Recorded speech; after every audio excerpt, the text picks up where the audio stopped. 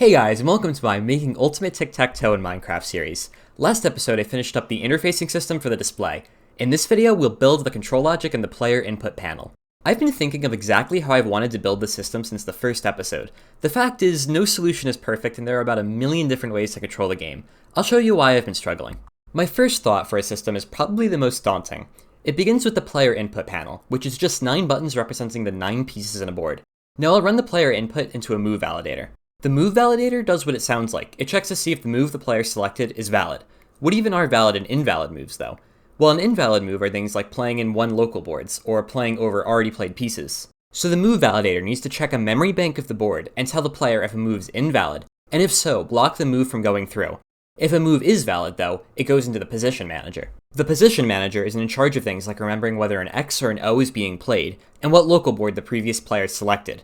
This, along with the player's move, are then sent to the display to place the piece. There's still some more work to do though, and that involves the local board win detector.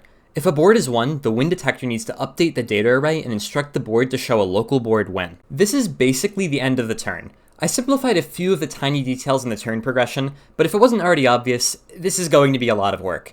As for some specifics, the data storage array is 180 SR latches.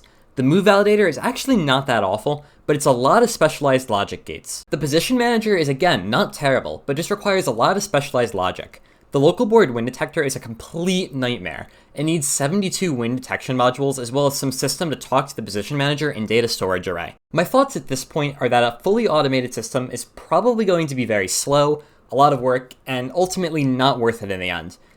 I do, however, think I can make a semi-automatic system that works on its own most of the time. The first thing I can cut out is the data storage array. This saves the trouble of having to build 180 SR latches and another interfacing system. The second thing is the local board win detection module. If I just let the players toggle in local board wins themselves, which might even be satisfying, this saves a lot of work on making win detection modules. The last and maybe biggest change is getting rid of the move validator. The players will have to be paying attention to what moves they are making a little more carefully to make sure they're valid, but I don't think that's going to be that hard for anyone that knows the rules of the game. This simplified system should still be fairly effective. You'll notice that we now only have one node between the player input panel and the display. When I saw this, I was motivated to try to finish the hardware in this episode. Now, what even is this position manager though? Well, as I said before, we have the global board controller and the XO controller. I'm going to come back to the global board controller as it's the harder of the two things to make. The XO toggle is actually a pretty simple mechanism. The first thing we need is a flip-flop. A flip-flop changes its output state with a single pulse of a clock signal. In Minecraft, we can use this design that has been around forever. Basically, 2 pistons are fighting each other to try to push this block. By having our clock signal on top turn on, these redstone torches turn off. When the clock signal turns back off though, the torches get repowered and the piston with the block closest to it will always extend out, pushing the block to the other side. This cycle can then repeat for every clock pulse. This alternating motion is super useful, as now if I use a repeater to power the block when it's on the right side, we can put a line of redstone here as an output signal. Since the signal can only transfer through when the block is on the right side, we have successfully found a mechanism that changes the state of the output when the input signal toggles from on to off. Why is this important for the XO turn selector though? We're going to be using this flip-flop to store the current piece being played, on for X and off for O. This next bit though is where the magic happens. We know that a move was played if one of the input lines was pressed. This is because the player must have selected a position to mark a piece at. That means if we OR all 9 of the input buttons together, we've created a turn detector. This turn detector can feed into the flip-flop, and when any of the button signals toggle, the current piece changes from an X to an O or an O to an X. There is one thing to consider. We can't have the flip-flop changing right as the button is pressed, as it should really be changing after the turn is over, in preparation for the next turn. We can accomplish this with a few redstone repeaters set to delay the turn detection signal. Now we can toggle the XO flip-flop well after the turn is over. This is about it for the XO flip-flop. Let's move to the harder part of the position manager, the global board controller. As the name implies, it's in charge of making sure the correct global board is selected. Now remember, the big thing about Ultimate Tic-Tac-Toe is you must play in the local board that the previous player selected. This means we need some system to take in the previous player's move and store it for the next turn. This can be done with 9 SR latches, 1 for each pixel. By the way, I got a few comments suggesting I use this SR latch design instead of the locking repeater one I featured. It works the same way with set and reset lines. But instead of having a complicated locking repeater setup, it turns out you can just feed the torch outputs into the other torches. This means that by toggling the redstone line that's off, it forces the on torch to turn off, and the off torch therefore can turn on. This means that even after I remove the input signal, the on torch continues to suppress the off torch. This was just a side note, but I'll be using this design instead of the one I made because it's quicker and smaller. Back to our 9 latches. Each of these is responsible for one local board and is set by one button on the input panel. Now whenever we receive a new inputted value, we want to store it. This involves resetting all the latches to clear the previous value, and then writing to the bank the one pixel that was selected. We need to reset the entire bank when a move has been played. Fortunately, we have a turn detection system that we can use to reset all the latches. Then if we run the input lines to their latch, if we delay the input signal to occur after the resetting is complete, only the line that was toggled will be stored. Nice, that's all the automatic controls taken care of. In the final design, I compressed this greatly to be a bit neater, but now we have the manual overrides to take care of. We need these manual overrides on the position manager for things like toggling in local board wins, and just in general choosing a local board to play on. This is where the blanking lever comes in. The blanking lever disconnects the piece select lines from the input lines to the display, so it can update the selected global board without having to plot a piece.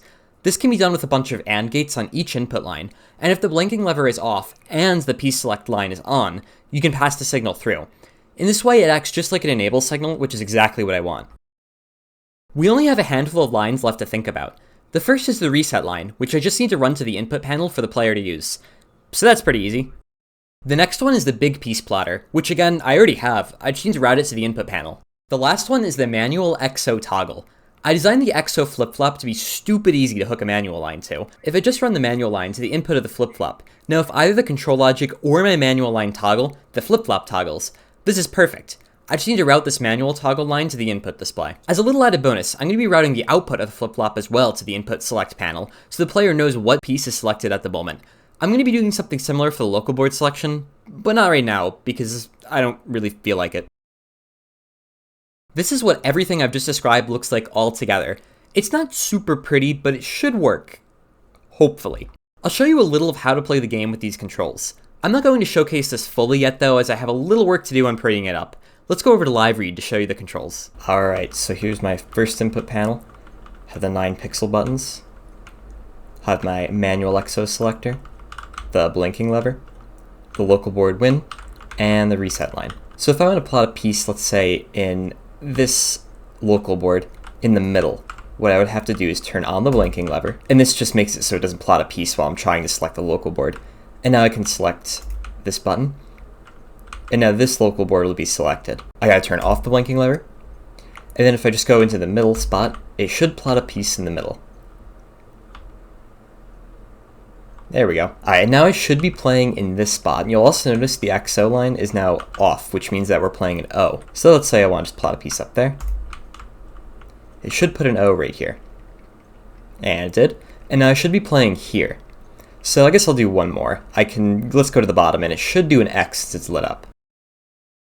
Alright, it's looking pretty good. So now let's say I want to make this piece, or this local board, a big X. So I can do that easily enough by turning on the blinking lever again, selecting that local board, and then what I can do, you see I have the XO line on, so I can just hit the local board win input, and it should mark this as an X, a big X. And there we go. And I can do the same for an O down here, for instance. So the blinking lever is already on, so I just gotta select that input, and then plot an O. So it's looking pretty good. So now I can just go here and reset everything. We'll turn off the blinking lever first.